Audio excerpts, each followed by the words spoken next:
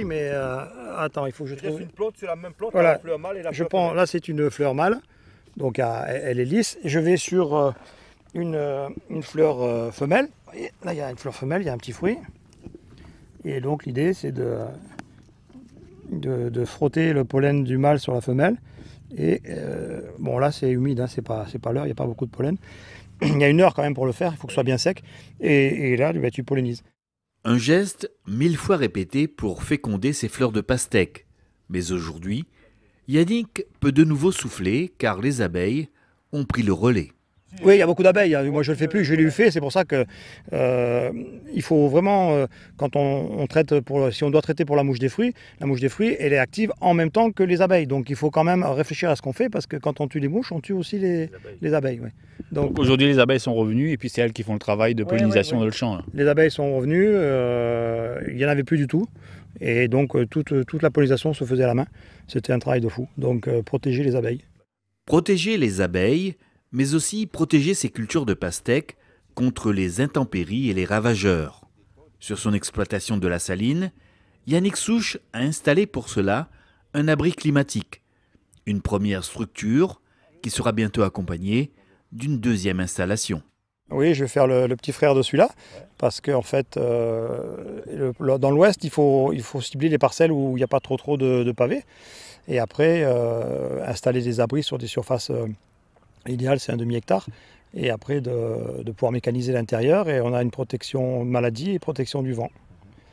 Donc l'idée, c'est de... Voilà. Et puis c'est beaucoup moins cher que des structures plastiques, type serre, donc et c'est largement suffisant, parce qu'il n'y a pas beaucoup de pluie dans l'ouest.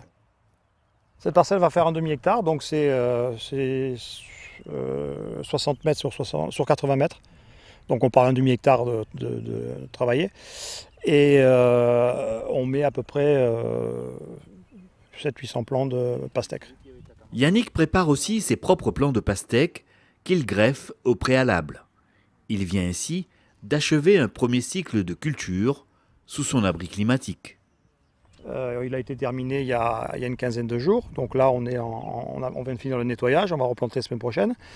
Et on a fait 3 traitements sur le cycle de 70 jours, quoi, en fait.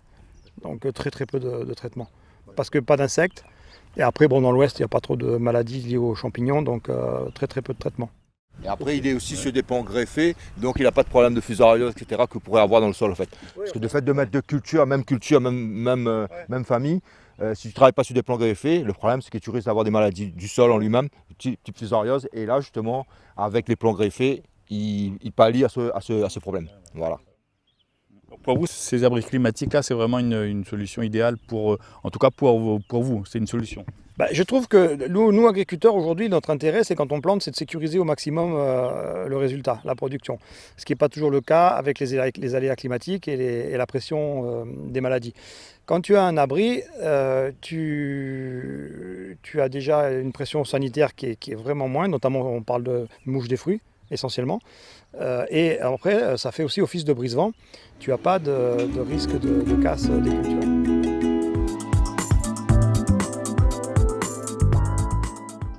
Donc là, tu vois bien les traces de tracteur.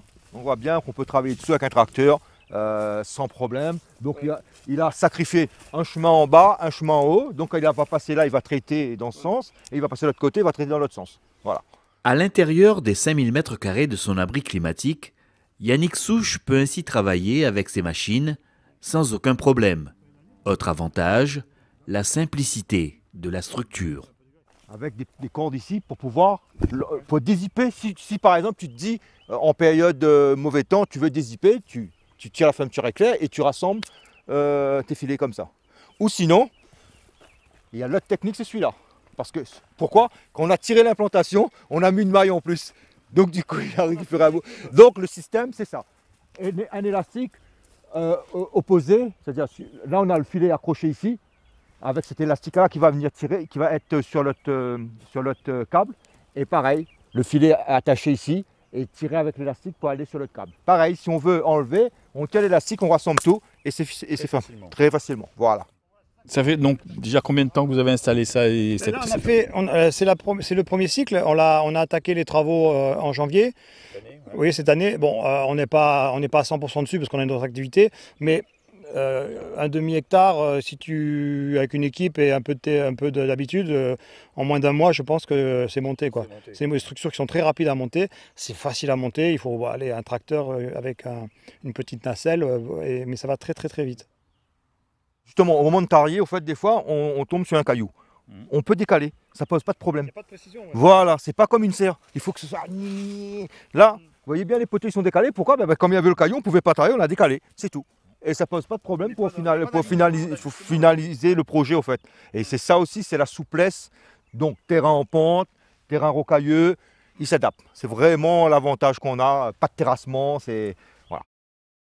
On a équipé aussi, on a des sondes, des potentiomètres, et ça nous donne l'hygrométrie, l'humidité du sol. Et aujourd'hui, avec les technologies nouvelles, même si je suis au Piton des Neiges, je peux regarder ce qui se passe dans mon sol et envoyer une irrigation d'eau claire ou d'engrais. Donc aussi, il y a toute cette possibilité aujourd'hui d'avoir des modules un peu dispersés géographiquement et de pouvoir les piloter à vue. Ça ne remplace pas évidemment l'homme, mais c'est une très très très bonne aide. Ouais. Et avec des stations météo qui vous indique aujourd'hui, qui vous donne des applications qui vous dit attention, aujourd'hui risque de mildiou, risque de puceron, les conditions sont réunies pour ci, pour ça. Donc on a vraiment une aide à la production. Donc, et après il y a un truc qui est quand même très très très important, c'est qu'il n'y a plus trop de main d'œuvre.